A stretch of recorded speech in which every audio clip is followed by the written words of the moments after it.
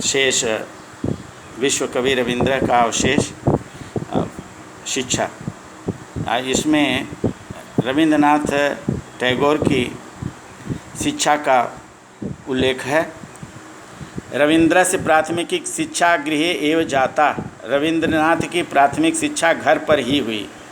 शिक्षणम बंग भाषायां, शिक्षण बंगला भाषा में प्रारंभ हुई। प्रारंभिकम विज्ञानम संस्कृतम, प्रारंभिक विज्ञान संस्कृत, गणितम इति गणित ये त्रयो पाठ्य विषया अभूवन, 3 पाठ्य विषय हुए। प्रारंभिक विज्ञान संस्कृत गणित ये 3 इनके पाठ्य विषय हुए। प्रारंभिक गृह शिक्षा समाप्तायाम बालक, प्रारंभिक गृह शिक्षा को समाप्त करके बालक उत्तर कलकत्ता नगर के ओरिएंटल सेमिनार विद्यालय में प्रवेश लिया। प्रारंभिक शिक्षा पूर्ण करने के पश्चात बालक ओरिएंटल विद्यालय में प्रवेश लिया। तदनंतरम इसके बाद नॉर्मल विद्यालय गतवान, नॉर्मल विद्यालय गए। परम कुत्रापि मनो न रमते, फिर भी उनका मन कहीं नहीं लगा। इसके बाद वो नॉर्मल विद्यालय गए, वहाँ कहीं भी उनका मन नहीं लगा। सर्वत्र अध्यापका नाम स्वेच्छाचरणम, हर जगह अध्यापकों के स्वेच्छाचारिता। सहपाठियों की तुच्छ रुचि, अप्रियान स्वभावाश्च, अप्रिय स्वभाव को विलोक्य देख करके मनो न रेमे, मन नहीं लगा।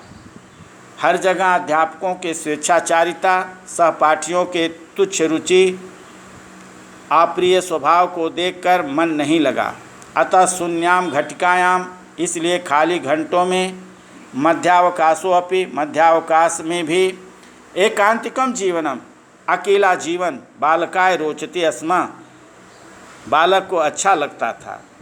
इसलिए खाली घंटों में और मध्यावकाश में भी बालक एकांत में ही अच्छा लगता था, बालक को एकांत में ही अच्छा लगता था। बालकस्य मनः विद्यालय न रमते इति, बालक का मन विद्यालय में नहीं लगता है। इति ऐसा विचिंत विचार करके जनको देवेंद्रनाथ, पिता देवेंद्रनाथ 370 ख्रीष्टाब्दे 1873 ईस्वी में शोनो पुत्र का उपनयन संस्कारम विधाय, उपनयन संस्कार करके तम उसको स्वेन अपने सार्धमेव साथ ही हिमालयम अनयत, हिमालय ले आए। ऐसा विचार करके पिता देवेंद्रनाथ 1873 ईस्वी में बालक का उपनयन संस्कार करके अपने साथ हिमालय ले आए। तत्र पितु संपर्केण, वहाँ पिता के संपर्क से बालकस्य मनः, बच्चे का मन स्वच्छता अभजत, स्वच्छ रहने लगा। तत्रस्य भवनस्य पृष्ठभागे, वहाँ भवन के पीछे भाग में ही माच्छादिता, बर्फ से ढकी हुई पर्वत श्रेणियाँ, पर्वत की चोटियाँ आसन थीं। वहाँ भवन के पीछे बर्फ से ढकी हुई बर्फ की चोटियाँ थीं। भवनाभिमुखम, भवन के सामने शोभनानि सुद्वलानि, सुंदर घास के क्षेत्राणि, क्यारियाँ राजते अस्म थीं। और भवन के सामने सुंदर घास की क्यारियाँ थीं। अत्रत्यम प्राकृतिकम, यहाँ प्राकृतिक जीवनम, जीवन बालकस्य मनो, बालक के मन को नितराम अरमयत, बहुत अधिक लगा। इस प्राकृतिक जीवन में बालक का मन बहुत अधिक लगा। जनको देवेंद्रनाथ, जनक पिता देवेंद्रनाथ प्रतिदिवसम, प्रत्येक दिन नवीनया, नई पद्धति में पाठयति स्म, पढ़ाते थे। पिता देवेंद्रनाथ प्रतिदिन नई पद्धति से, नए ढंग से पढ़ाते थे। पितु पाठन शैली, पिता के पढ़ाने की शैली बालकाय रोचते स्म, बच्चे को अच्छी लगती थी। कालांतरम, समय के बाद हिमालयात प्रतिनिवृत्य, हिमालय से लौटकर पुनः फिर विद्यालयीयाम विद्यालय की शिक्षाम लेभे विद्यालय की शिक्षा लिया। कुछ समय के बाद हिमालय से लौट करके विद्यालय की शिक्षा लिया। सप्तदश वर्ष देशीयो 17 वर्ष के रविंद्रनाथ अष्टसप्तति अधिका अष्टादशतमे ख्रीष्टाब्दे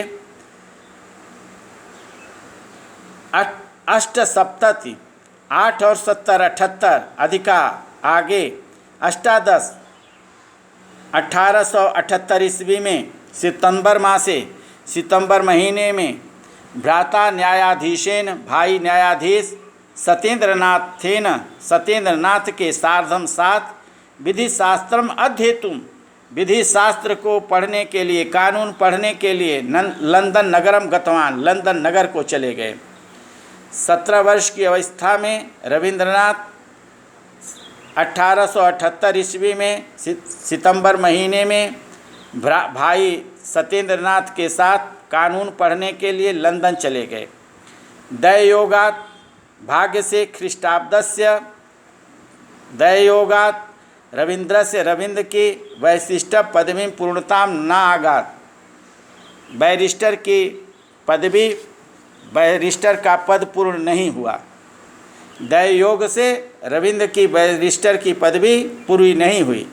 पितुराज्ञा पिता की आज्ञा से भ्राता सत्येंद्रनाथेन साकम भाई सत्येंद्रनाथ के साथ 1810 के 1880 ख्रीष्टाब्दे ईस्वी में फरवरी महीने में लंदन नगर से कलकत्ता नगरम आयातः कलकत्ता चले आए। पिता की आज्ञा से भाई सत्येंद्रनाथ के साथ 1880 ईस्वी में फरवरी महीने में लंदन से कलकत्ता नगर को लौट आए। इंग्लैंड देशस्य वर्षद्वयावासे इंग्लैंड देश में 2 वर्ष रहते समय पाश्चात्य संगीत का सम्यक परिचयन ठीक परिचय तेन लब्धा उन्होंने प्राप्त किया। 2 वर्ष के इंग्लैंड में निवास के समय पाश्चात्य संगीत को उन्होंने ठीक से परिचय किया। रविंद्रस्य साहित्यिकी रचनायां नैसर्गी नवोन्मेषशालिनी प्रतिभा रविंद्रनाथ की साहित्यिक रचना नैसर्गिक स्वाभाविक नए नए स्वभावों से युक्त प्रधान कारणम आसीत नया कारण ही था। रविंद्रनाथ की साहित्यिक रचना का स्वाभाविक नए नए विधाओं के द्वारा प्रतिभा को उत्पन्न करके उसका प्रधान कारण ही था। परम तत्रत्या फिर भी वहाँ पारिवारिक स्थिति भी विशिष्टम कारणम अभूत विशेष कारण हुआ। यथा गृहे प्रतिदिनम जैसे प्रतिदिन घर में साहित्यिक वातावरण कला साधन की गतिविधियाँ नाटकानां मंचानि नाटकों का मंचन संगीत की गोष्ठियाँ चित्रकलानां प्रदर्शनानि चित्रकलाओं का प्रदर्शन देश सेवा का कार्य सदैव भवन्ति स्म हमेशा होते थे। जैसे घर में प्रतिदिन साहित्यिक वातावरण कला की साधना गतिविधियाँ नाटकों का मंचन संगीत गोष्ठी चित्रकला का प्रदर्शन देश सेवा का कर्म सदैव होते थे। किशोरावस्था में रविंद्र ने अनेक कथाओं को निबंध को लिखकर पारिवारिक पत्रिका में भारतीय साधना तत्वबोधिनी में मुद्रयति स्म छपवाया। किशोरावस्था में ही रविंद्रनाथ अनेक कथाओं को निबंधों को लिख करके पारिवारिक पत्रिका भारतीय साधना तत्वबोधिनी में छपवाया। आज इतना ही, शेष अगले वीडियो के साथ आपसे जुड़ेंगे।